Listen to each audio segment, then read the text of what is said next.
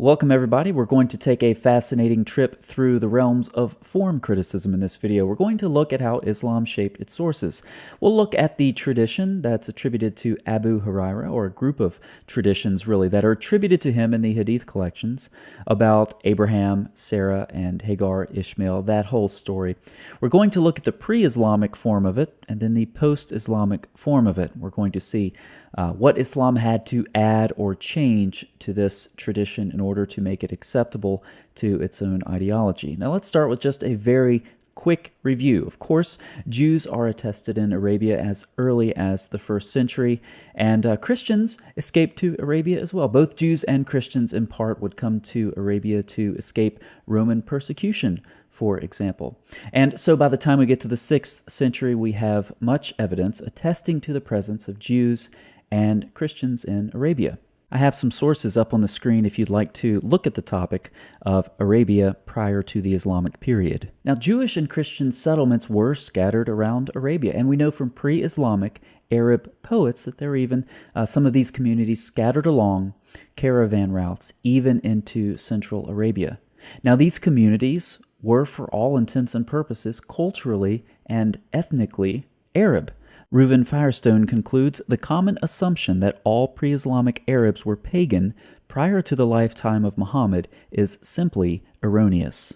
Now, when the diverse people groups of pre-Islamic Arabia would get together and trade, they would swap stories as well as goods. They would even have annual trading fairs where they would all get together and, of course, trade merchandise as well as, no doubt, compare oral tradition and compare worldviews among their contemporaries.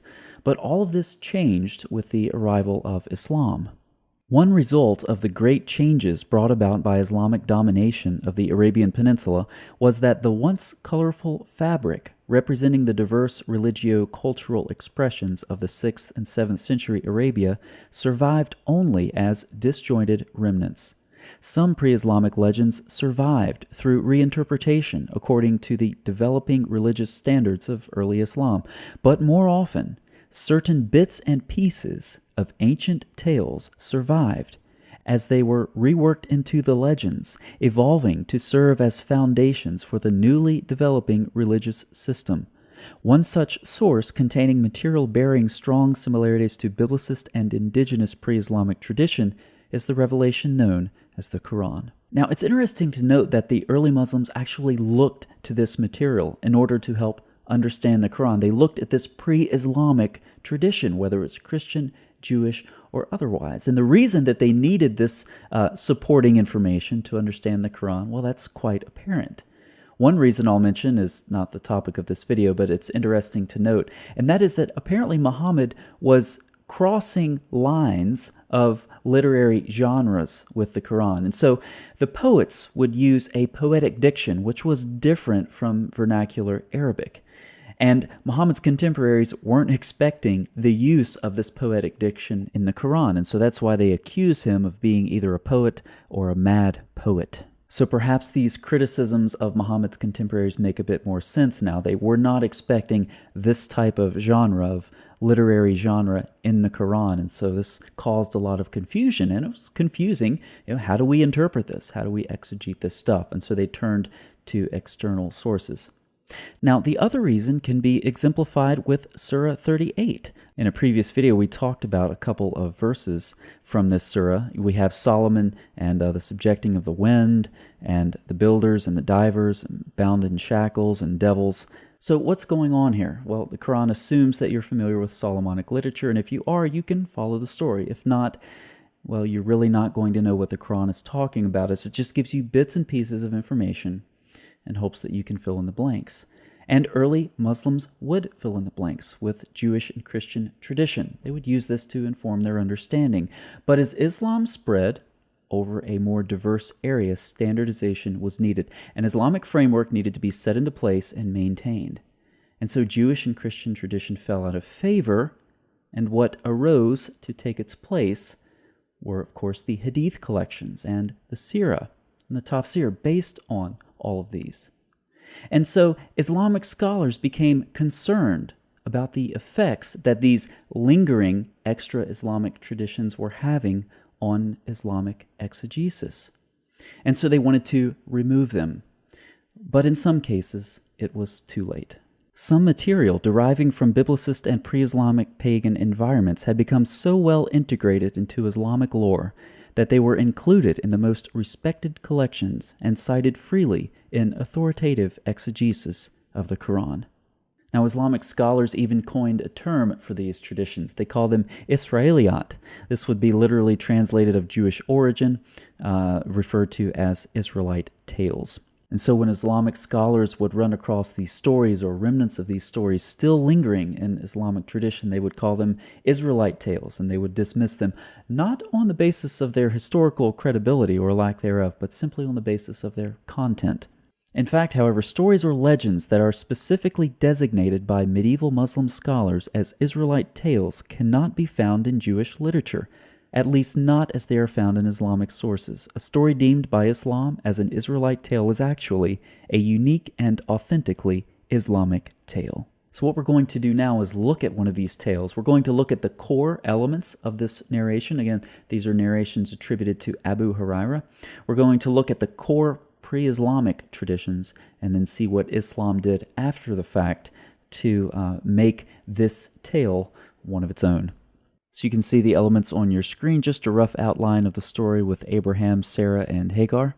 I have some Jewish sources down here with asterisks. These are elements of the story that are traced back to Jewish sources. But you can see, if you wanted to pause the screen and read through it, the narrative can be constructed from Christian and Jewish sources. It's really not that difficult to see where it comes from. You'll see that I have missing here 1, 3, and 12. These are the Islamized elements. Okay, so this is the pre-Islamic form. Now I'm going to show you the Islamized version. All I've done is fill in the blanks with 1, 3, and 12. We're going to talk about these elements. Abraham told only 3 lies. Abraham speaks with Sarah, tells her not to contradict him. And then down here, Abu Huraira adds a closing statement, something like, this is your mother, O people of the water of heaven, or something similar. So what we're going to do now, we've seen the form, the Jewish and Christian form, or the combined form from those two sets of traditions. And then we've looked at the Islamized version. We've seen 3 elements that Islam added. Okay, now let's isolate those. All right, now we have them together on your screen, elements 1, 3, and 12. Now let's look at these 3 elements and see specifically why they're added and why they help and how they help shape this narrative to something that's acceptable within Islamic ideology. Element number 1, Abraham told only 3 lies. Now this goes back to, you hear Muslims today calling Muhammad the holy prophet, and they refuse to believe that he committed any sin.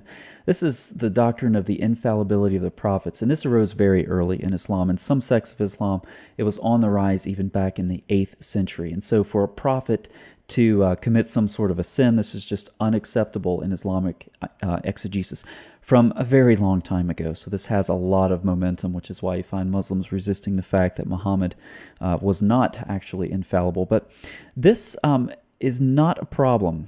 That may surprise you. Abraham told only 3 lies, and it's not a problem, it hasn't been a problem historically in Islamic exegesis because Abraham was lying for God. So there's no theological issue here. However, this element that has been added to this tradition does something very important. You see, I have Surah 37:89 and 21:63. These are different verses in the Quran that talk about Abraham's other 2 lies. Okay, so do you see what this has done here? In saying Abraham told only 3 lies, and one of them is in the context of this story with Sarah and Hagar and Ishmael, etc. In saying that Abraham told 3 lies, this tradition that goes to Abu Huraira allegedly links this element with the Quran. You see that? So you have this common theme of Abraham lying in this story with Sarah and Hagar, linked to Abraham lying in the Quran. So there's a conceptual parallel. And once again, it's not a problem with the doctrine of the infallibility of the prophets because Abraham was lying for God. So contrary to what you might think, inserting this element about Abraham lying actually serves a very important theological purpose for Muslims, and that is to connect Abraham to the Quran and connect this whole tradition to the Quran. Now, element number 3 is different. Abraham speaks with Sarah and tells her not to contradict him because she is his sister to God. 2, they are the only Muslims on earth, or both 1 and 2. So you can see that this element that's inserted into this tradition attributed to Abu Hurairah serves a very, very important purpose, and that is to uphold the character of Abraham. He didn't really marry his half-sister in Islamic exegesis. She was his sister to God, or they were the only Muslims on earth. Now, this last element, Abu Hurairah used to say, "This is your mother, O people of the water of heaven." This varies a bit. I have a couple of citations if you'd like to look at that. But what this final element by Abu Hurairah does, of course, is very obvious. It connects the genealogy, right? Hagar is the mother of the Arabs, and so now we have the genealogy established from Muhammad back to Hagar and back to Abraham. Now, this did not exist in pre-Islamic times, this genealogical connection. The evidence can be found in Arabic genealogies which appear to connect the northern Arabs and the tribe of Muhammad to Hagar and Ishmael only in late, that is, Islamic texts. Pre-Islamic pagan Arab genealogies appear to have no awareness or concern for the connection. Not only is this genealogical connection something that's not attested to in pre-Islamic Arabia, it was developed in very vivid ways.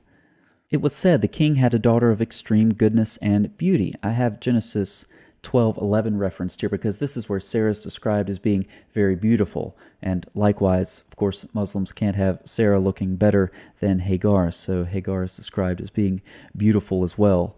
And she's the daughter of the king, right? And Gabriel came to Abraham and gave him the good news that God would provide him with a child through Hagar, a son through whom would appear a prophet by the name of Muhammad, the seal of the prophets. Now, catch this vivid description. When Hagar gave birth to Ishmael, his face shone like the moon with the light of our prophet Muhammad.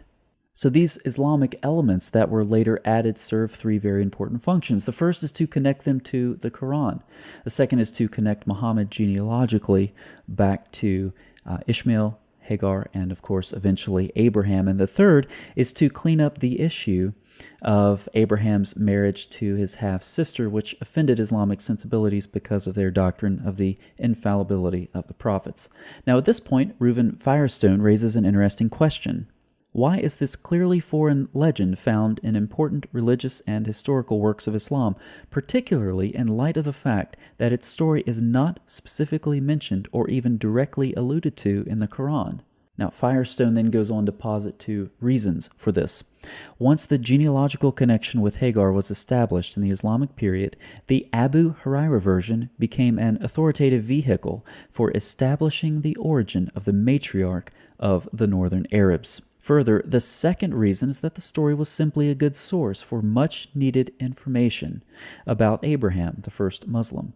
It became a natural exegetical narrative as a midrash, filling the gaps within Quranic references to Abraham's immigration and subsequent adventures. So let's do a quick review of what we've covered so far. Jews and Christians in pre-Islamic Arabia, of course, we talked about that, and the diversity in pre-Islamic Arabia. We talked about how early Muslims benefited from this diversity and that they would use some of these traditions to help inform their understanding of the Quran. And this Jewish and Christian tradition was initially welcomed, but later rejected. Some of these traditions survived, revised in Islamic ideology. We did a case study of the Islamized narrative elements with the story of Abraham, Sarah, and Hagar is attributed to Abu Hurairah, and we talked about why, possibly, Abu Hurairah's tradition became dominant. I hope this video has helped you see how Islam shaped its sources. They would simply take pre-existing traditions and adapt to them, change them, add to them, subtract from them freely in order to suit their own agenda. They didn't seem to have any regard whatsoever for historicity while they were doing this.